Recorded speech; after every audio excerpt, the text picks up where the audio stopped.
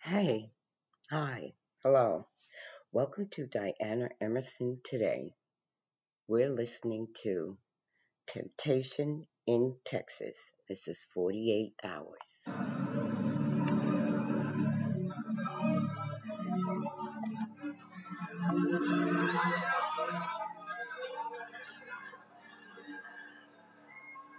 We live the lifestyle of the rich and famous. The Michelle Williams story is extremely bizarre. It is a tangled web of lies and relationships, lots of sex, lots of betrayal, lots of affairs. My name is Claire Sandoval, and I'm the managing editor of the daily news site Culture Map Dallas. I was the first local reporter to really investigate beyond the headlines. It just really fascinated me because it wasn't your typical crime story. It was so much more.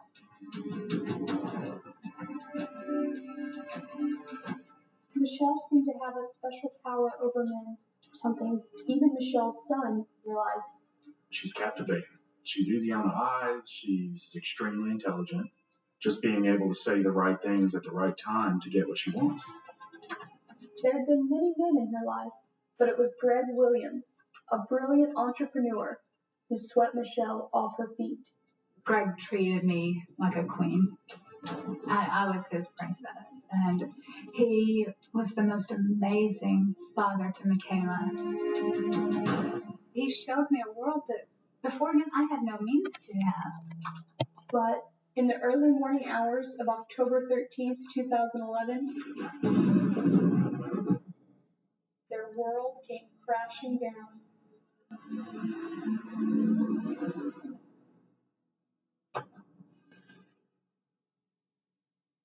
I hear an echoing sound. I don't know what it is when I hear it. It's a sound that wakes me up. That night, Michelle says she was sleeping on the couch with Michaela, their 4-year-old daughter. Greg always slept with the TV blaring. So at first I thought, oh, I'm going to go turn off the TV. I'm walking to the bedroom. And all of a sudden, I get hit. Really, really hard. And everything went black. And then you look at Medicaid, which is an issue. As I started coming to, I saw someone go out the front door. Greg's in bed right over here. And I see blood running down his nose.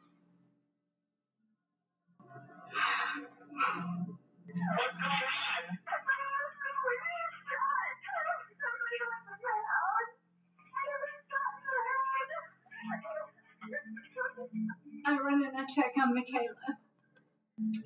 But she's still asleep on the couch. I didn't want her to see her dying a third time. Greg Williams was dead. The family was in shock. Everyone was pointing fingers at everyone else. Turns out, Greg Williams had no shortage of enemies. A lot of people hated him. He had a reputation as a hothead. I think I hated him the most. Who shot Greg? I have my assumptions. Are we talking a relative? Possibly. If she's talking, she's usually lying. And I'm her sister.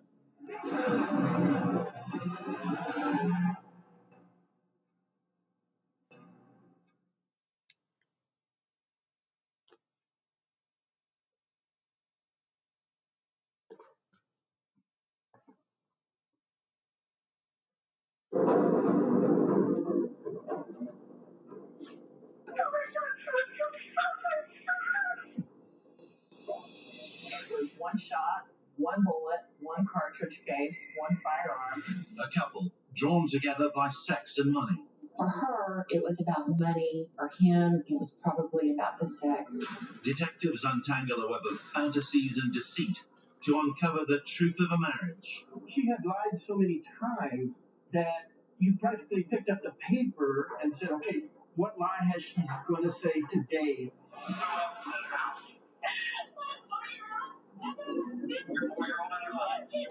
As police raced to the home of Michele Williams, was she about to become an innocent, grieving widow? Or was she lying about an armed man attacking her husband?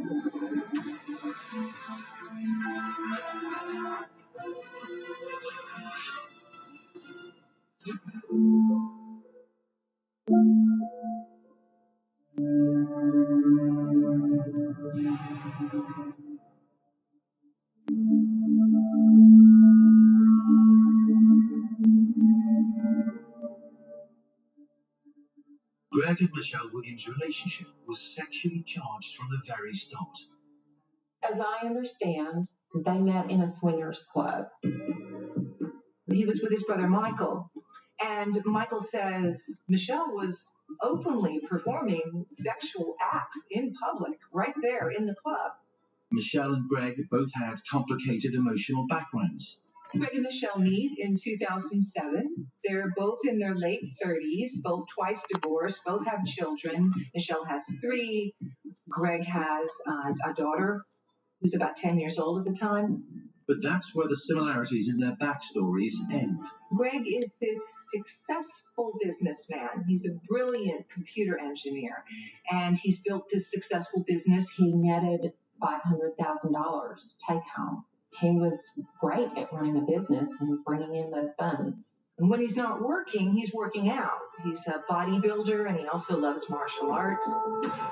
Michele was not perhaps such a driven personality, and her path in life had rarely been smooth.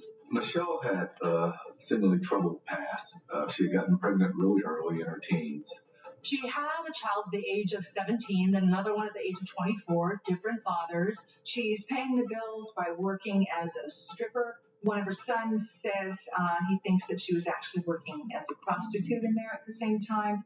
She didn't really have one career that she necessarily dedicated herself to with a larger goal. She worked as a sex worker, she slept with different men, and she really kind of just seemed to basically be drifting through life in many ways. Forensic psychologist Dr. Judy Ho believes that Michele, in her late 30s by the time she meets Greg, could have been ready to settle down. Because she was floating through life in many ways, perhaps she saw Greg as a chance for finally some grounding, finally a secure base, somebody that she could count on. It seemed like it was her ticket to get onto a better life.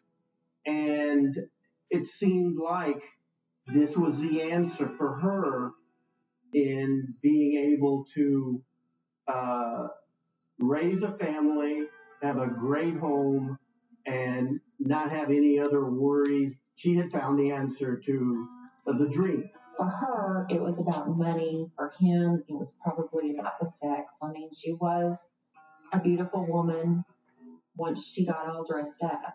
Whatever their motivations, the attraction was immediate, the relationship whirlwind. In 2007, within a couple of months of meeting, the couple tied the knot. There was dismay on both sides of the family about this quickie wedding.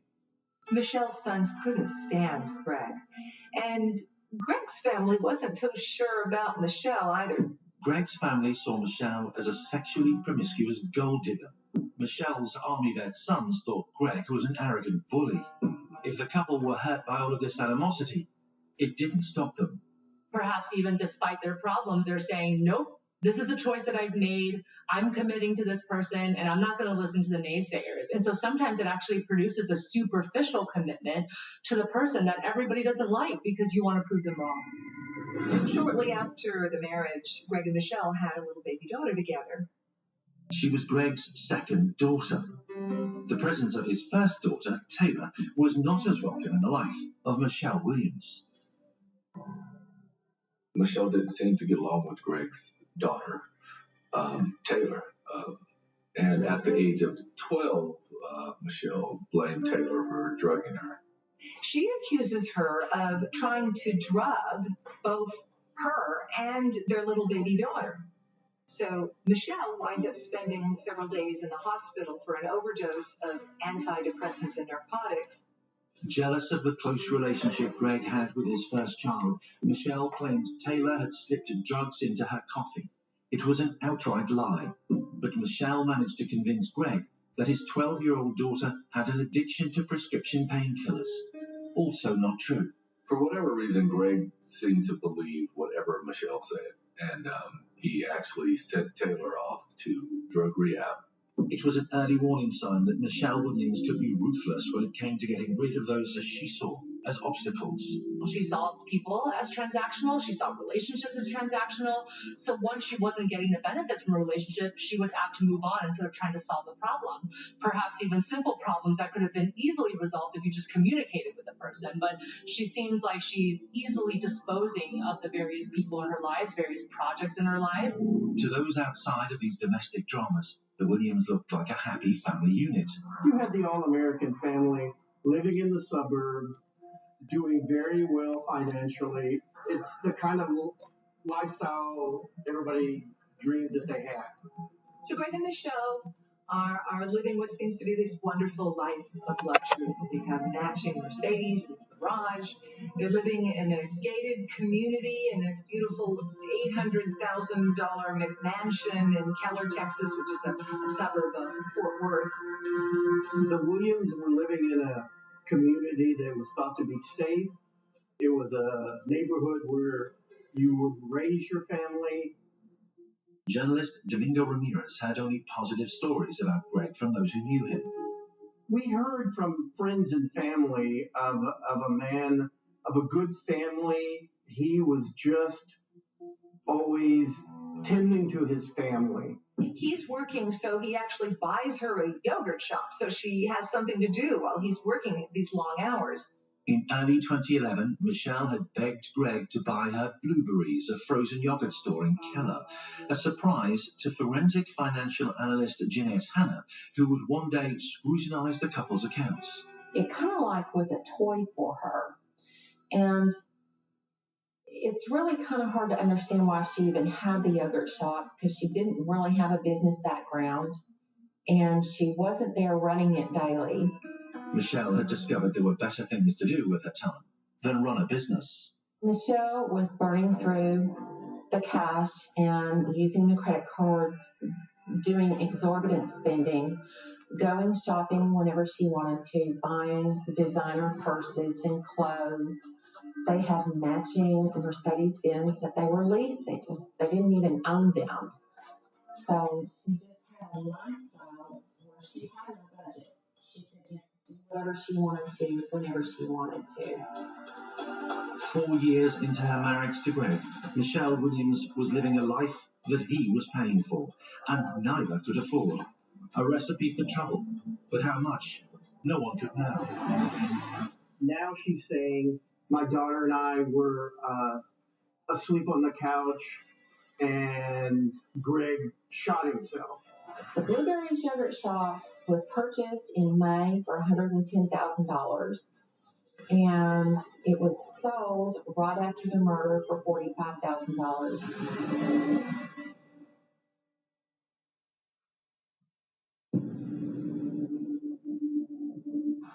October 13th, 2011, 4:40 in the morning, and the marriage of Michele and Greg Williams ended violently.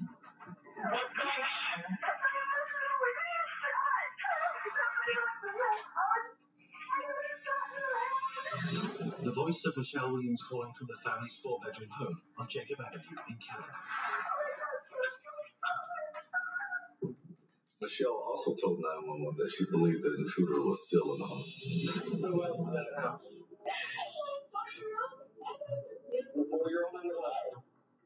They arrive at the Williams residence to find Michele at the front door. She's sobbing. She has a large lump on the side of her head. And she says, her husband, he's dead. Police obviously wanted to find out if the intruder was still in the home. Entering the house with caution, officers find the couple's 4-year-old daughter still fast asleep on the couch.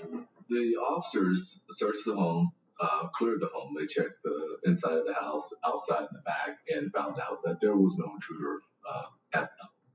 They found 40-year-old Greg Williams lying dead in the master bedroom, blood running from a single bullet wound in his right temple. In between sobs and screams, Michele tells officers a story. Michele told the investigators that she was asleep on the sofa with her daughter. And her husband was sleeping in the bedroom when she hears a noise and she goes to inspect. And she says she goes back into the bedroom and she thinks she sees this dark clad figure. Then all of a sudden she's hit on the head by someone or something and she goes unconscious. Michele says when she regained consciousness, she looked up and found her husband shot dead in the bed. Former homicide detective Rod Demery. The only information that Michele was able to provide police as far as description or who it may have been was that it was a male in dark clothing. So this is the story that police are checking out, and they do a full inspection on the house. Would the evidence support Michele Williams' claim that an unknown intruder had knocked her out cold and then executed her husband? As police looked around the perimeter, they couldn't find any evidence of forced entry onto the property or into the house. Nothing's been disturbed. There's nothing that's been knocked over or rifled through, and there appears to have been nothing taken. Initially, she said that an intruder had broken in through a bedroom door. The only thing police found was a flathead screwdriver and some scratches on the door, but the damage to the door didn't amount to enough to open a door or anyone to actually gain entrance. From the moment of the crime being reported by Michele, her story struck some as implausible. One of Michelle's first stories that we had heard was that it was a home invasion. And that just kind of didn't ring true to me because that meant the intruder had to break in through the patio door of the bedroom and then go find Greg's pistol in his nightstand, which was right beside the bed on the left side, and then go back in front of his bed to the other side and then shoot him level through the head. Why wouldn't the home invader just shoot him to the left side of the head or in the body? And it was a home invasion. The perpetrator had stolen everything. $20,000 in cash lay untouched in a safe. Any clues that the police find struck them as odd, out of place. At the back door of the bedroom leading to the backyard, police find a .45 caliber gun lying on the floor. Next to it is a shell casing, and next to it is a wrench. It's almost like it's laid out there on display. A few feet outside the door, They found plastic surrounds telephone held cords wires. And then they realized that all the surfaces in the bedroom that around the house had been wiped clean for fingerprints or any DNA evidence. now cops are getting suspicious. Thank This you, kind of Lulu. looks Thank you, like a sweetheart. stage. Mommy's going to give you a treat. Let me take my As medicine. crime scene Thank officers you. completed their search, news was spreading of a murder in the neighborhood. It was only a few hours after the shooting had occurred that we were notified from Keller Police that they had a death investigation going on, and that caught our attention because we don't have a lot of death investigations in the suburbs of the Fort Worth, Dallas area. What kind of death investigations are we talking about? Are we talking about a suicide? Are we talking about a homicide? What exactly are we talking about here? Questions that the detectives were seeking answers for as they interviewed the only witness to Greg Williams' death, his wife Michele, not in the frame for the murder. Yet, Michele wasn't a suspect, and she voluntarily went to the police station to talk with investigators. And it's pretty routine in a case like this. They ask her to change her clothes when she gets there to the station so that they can check her clothing for any possible evidence that maybe something has transferred from the intruder to Michele. Michele was submitted to a gunshot residue test. Over the next Okay. 5 hours, police continue to question Michele because her story Okay, just come on. isn't matching up to the evidence that they found. They ask her over and over again, tell us what happened. And her story's changed time and again, but it's still, this intruder, guy in black.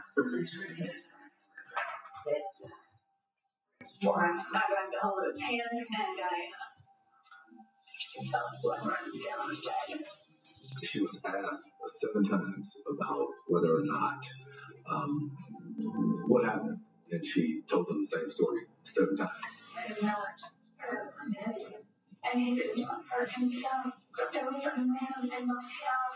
This was the crime that the press in Fort Worth first reported, a fatal home invasion in an affluent suburb.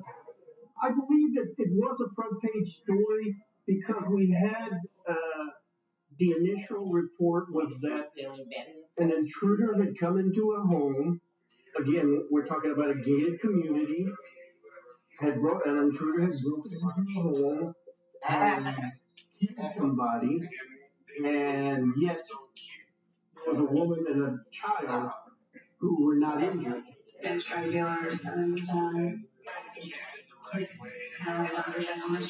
The first story we hear is an intruder. We want to try to find out, okay, for the community's sake, who was this person?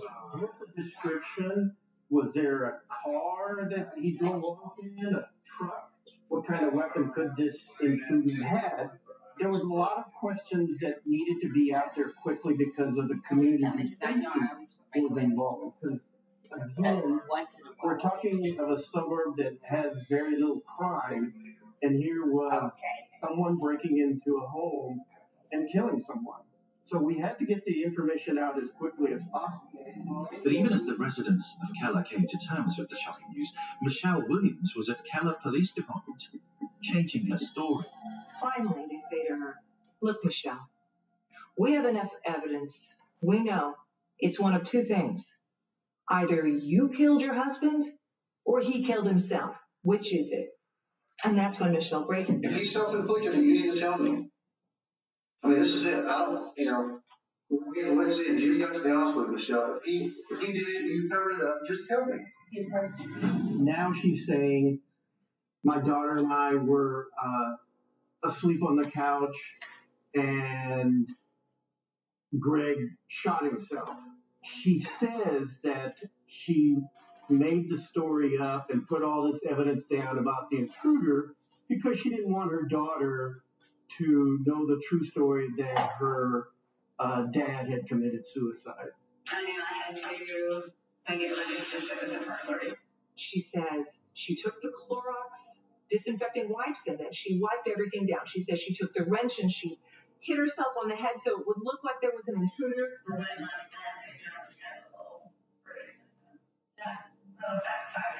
She said she then wiped down the wrench, she wiped down the handle, she wiped everything down to cover it up. It was an extraordinary story. At this point, detectives had little to disprove Michele's version of events. She was charged with tampering with evidence and released on bail, free now to tell Greg's family the same stories that she had told the police. Greg was depressed, and she says that at one point, shortly before his death, she'd gone into the garage and she saw both cars were actually warm, as though someone was running the cars in the garage, like maybe he was planning to kill himself. If Greg's family thought she was dishonest before, this story didn't seem to change their mind. Greg's family is having a real problem believing the suicide story. Just the year before, Greg's best friend, Bryn, his brother-in-law, had committed suicide, and he was really angry. He said that Bryn had destroyed the family. He said it was a chicken way of going. He was really very angry, so it was hard to believe that Greg would do that himself. In any case, once she had left Keller Police Department, even Michele had trouble knowing which narrative to stick to. You start lying and you don't remember the lie, so you might tell your aunt, okay, it was a suicide. You go over here to your cousin. No, it was an intruder. So now you start talking to all family members and you don't remember who really you told the story to. And you can't keep it straight. Greg's family were already suspicious about the circumstances surrounding his death. In the following weeks, his wife, Michele, repeatedly gave them calls to question her role in it. Greg's family goes on with the funeral arrangements, and Michele doesn't even help the family plan the funeral. And in fact, Michele doesn't even attend the funeral. I think at the point of her husband's funeral, Michele had already decided that she was going to break all ties. And I think by showing up at the funeral, she probably foresaw all the difficult interactions that she was going to have, people asking questions, the family surrounding her. I don't think she wanted to do anything about that. I don't think she wanted to engage with his family further, nor put herself in these discomforting situations. Michele made decisions that bewildered friends and family. First, she ditched the business that Greg had only recently bought for her. The Blueberries Yogurt Shop was purchased in May for $110,000, and it was sold right after the murder for $45,000. She also sold Greg's IT business. Now, mind you, he made quite a bit of money at this business and had a good clientele built up, and she sold his business, the one that made $500,000 net take home that year. She sold it for $8,000 about a month after his murder. I think she was really just trying to be done with it as quickly as possible because in her mind she was thinking about how her life would look after Greg died. But while Michele Williams was working on moving on, suspicious detectives continued their investigation. I don't think she thought through all of this other stuff. I don't think she thought through the fact that she might be the person of interest in his murder. I don't think she thought through all of the other consequences that she would have to resolve first before she could move on with a quote-unquote better life.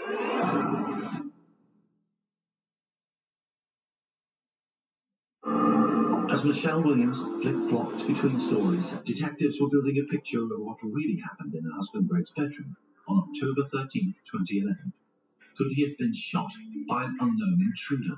First, Jamie Becker, a forensic firearm and tool mark examiner, had to establish what weapon had been used. So in the crime laboratory, the firearm and tool mark section is typically tasked with identifying fired bullets or fired cartridge cases back to a particular firearm. Greg's own gun was recovered from the scene, as was a used bullet casing.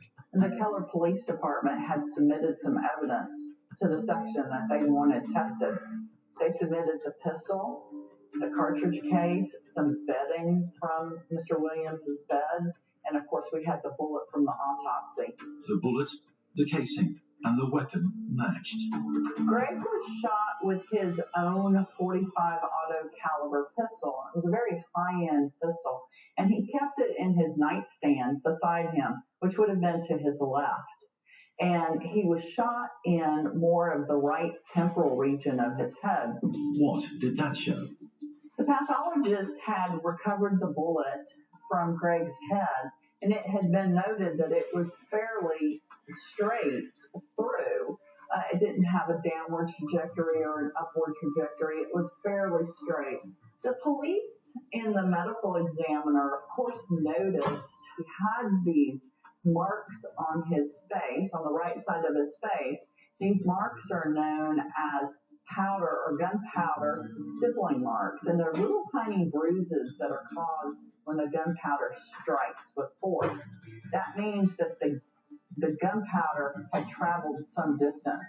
The presence or absence of stippling shows whether or not a gun was placed near or away from the body. So performing my range work, where I shoot the pistol with similar ammunition to develop where this pattern would be recreated, it was somewhere greater than 6 inches, but less than 24 inches. This hypothesis was further supported by the absence of blowback in the barrel of the gun. When the firearm is found and there is no blood or debris inside the firearm, then that too is indicative that it's not a contact wound because there's no blowback. The force that goes into the victim actually comes back out and goes into the barrel of the gun. All the ballistic evidence suggested a straight shot to the temple, fired from between 6 and 24 inches away. Not easy to explain by the notion that Greg had shot himself. So if Greg had committed suicide and had his hand on the pistol operating the grip safety and had it supported maybe by his pillows so that he had this nice level shot through his head from a distance of greater than 6 inches away but closer than 24 inches, The hypothesis is that he had laid his pistol down on his pillow sideways away from his head and then pulled the trigger. That would leave very distinctive gunshot residues that would be detectable and observable on his pillows. There weren't any.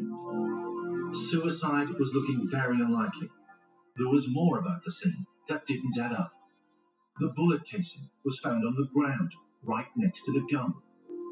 The staging of the pistol was very obvious to me because the cartridge case shouldn't have been found there. So during the firing of a pistol, such as he had, the .45 auto caliber firearm, the cartridge case should have been extracted and ejected more towards the right and the rear of where the shooter was. So if Greg had committed suicide, it would have been likely to have been found actually right there in his bed with him.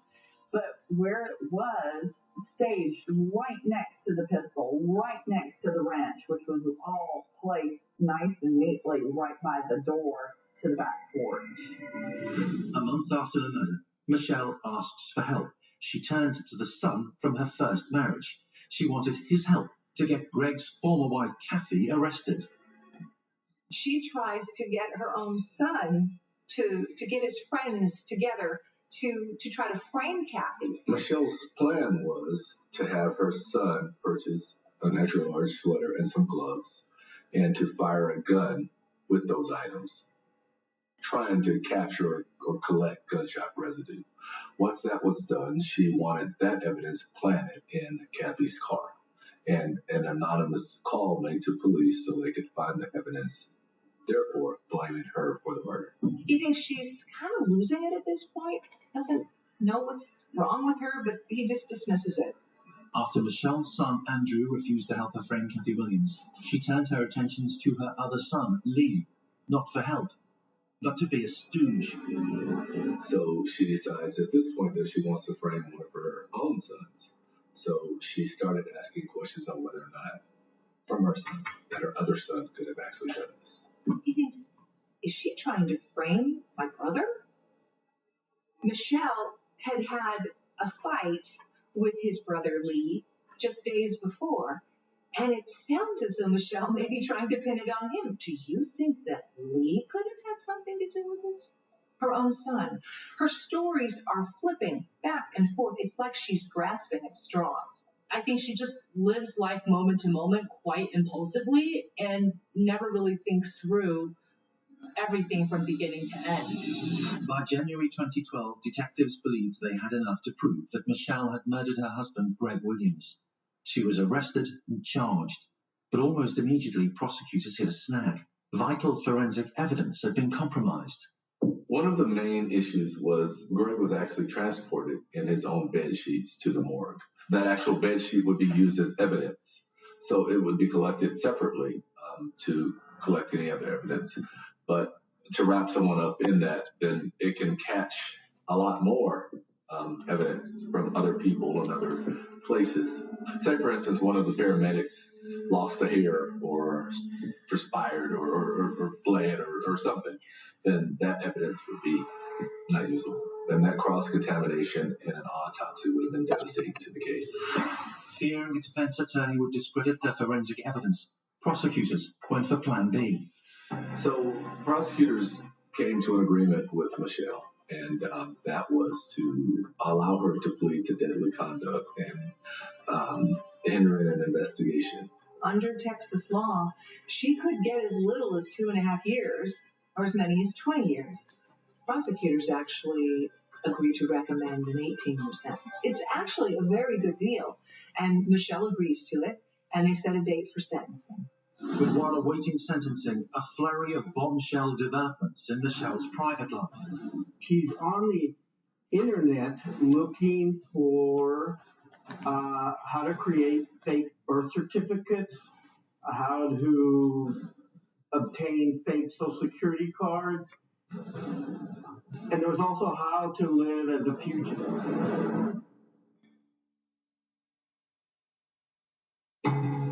Awaiting sentencing for her involvement in her husband's death, Michele Williams found love. October 2013, as they're awaiting sentencing, Michelle's actually dating. She's actually dating one of her son's best friends. Jean Wallace is a personal trainer. The widow and her muscle-bound young lover opened a gym in nearby Bedford. She reinvented herself as Shelley Williams, never telling clients that she was the focus of a murder investigation. Being in a relationship also gave Michele a convenient fix to a knotty dilemma. Michele didn't want to go to prison. She was hoping that she wouldn't be sentenced to the 20 years that she was facing. So she told the judge that she was pregnant with twins. It's a high-risk pregnancy, so she knows what's going to happen. The judge agrees to delay the sentencing trial until after the babies are born. She had lied so many times that you practically picked up the paper and said, okay, what lie has she going to say today? Some were skeptical, but Michele handed over a sonogram to prove the existence of her unborn twins. And as family, friends, and law enforcement officers were still reeling from that announcement, she took advantage of the delayed sentencing hearing to snatch a moment in the limelight. Before the sentencing trial ever happens, Michele goes on television, and she changes back to her original story. It was an intruder. The U.S. public heard all about Michelle's ordeal. She was the grieving widow whose husband had died in a violent home invasion. Also watching, local law enforcement. It's a very good thing for people to do interviews with the press because they're given a formal interview that we haven't orchestrated or have to read them their rights, right? And they voluntarily tell a story or a lie and give us more leads and more evidence to go off. In this case, by denying her involvement in Greg's death, Michele was seen to be reneging on the plea deal that she had struck with the judge. Because she's adamant that she didn't do anything. She goes on national TV to say, I'm innocent. The judge who accepts the plea deal hears this and says, nope, we're not going to accept the plea. Let's go to trial. So Michele actually ended up going back to court, and she was not able to keep her deadly conduct plea, and she would be going to trial for the murder. When Michele was hauled back to court, now indicted for murder, officials expected to see signs of a growing baby bump. But once again, Michelle's claims were exposed as lies. Investigators later looked, there was no hospital record or nothing to indicate that she was pregnant ever at that time between after the murder and the time that the trial starts. And then there's other indications where she's on the internet looking for how to create fake birth certificates, how to obtain fake Social Security cards, and there was also how to live as a fugitive.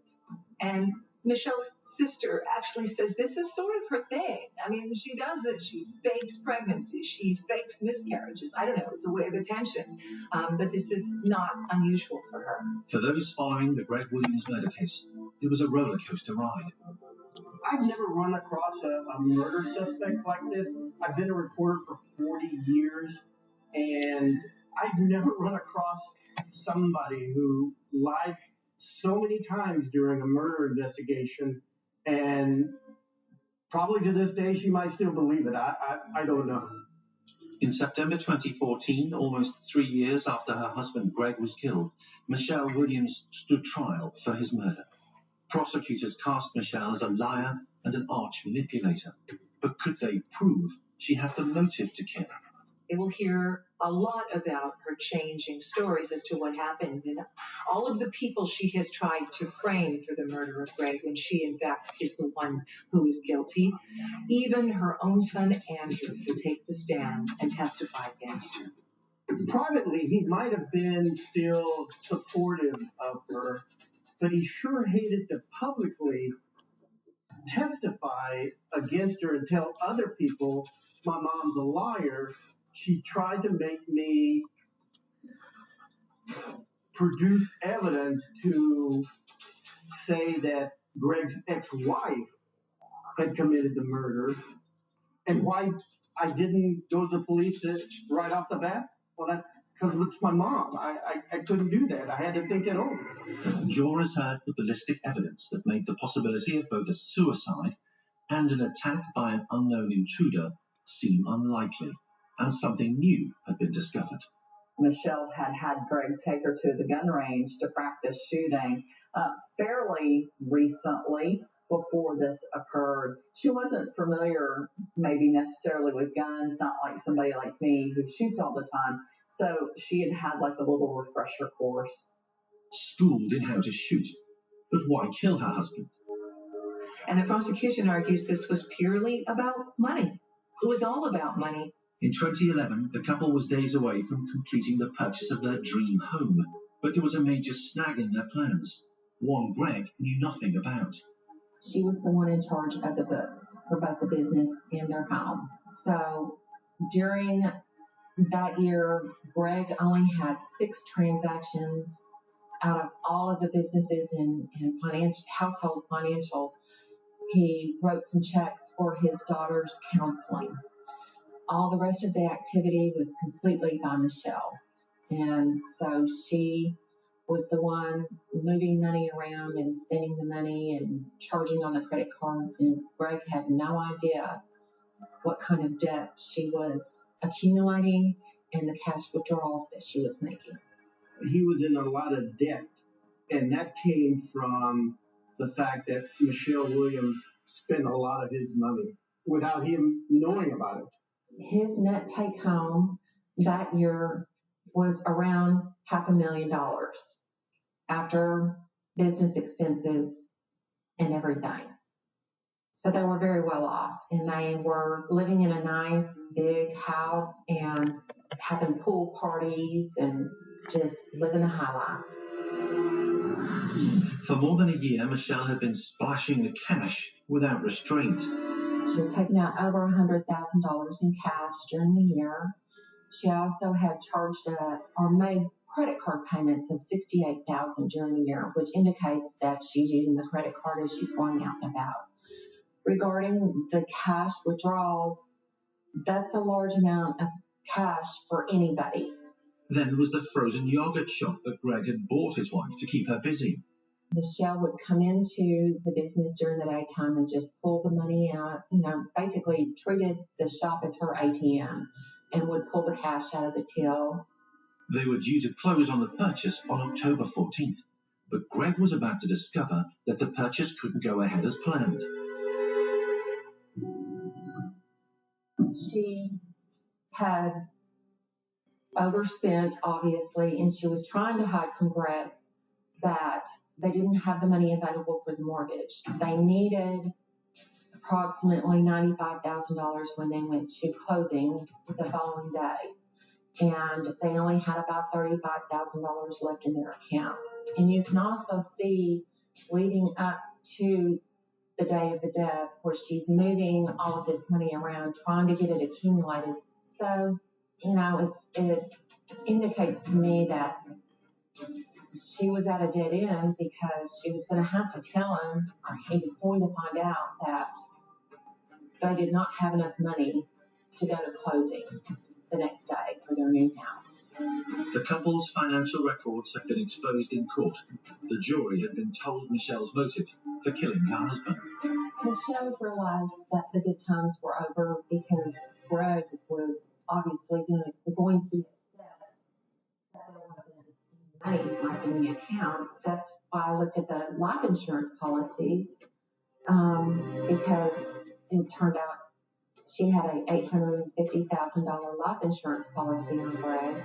Finding the life insurance policies also helped explain the slew of lies that Michele had told over the previous 3 years. So why did Michele keep changing her stories?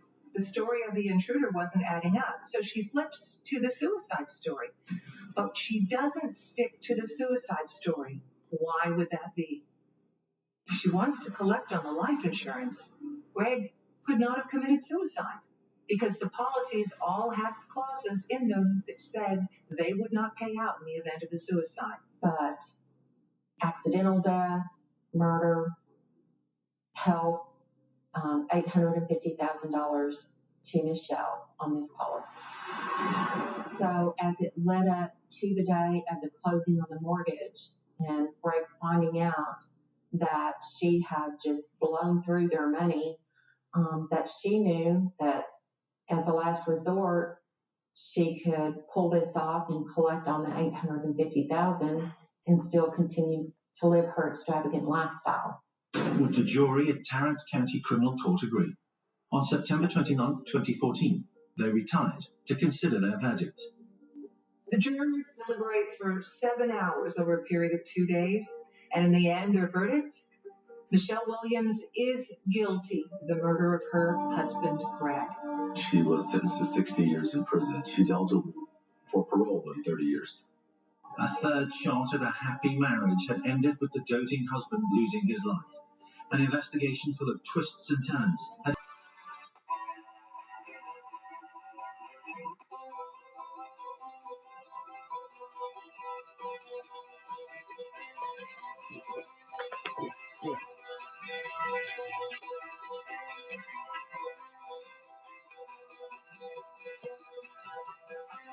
Better a poor person who lives with integrity than someone who has deceitful lips and is a fool.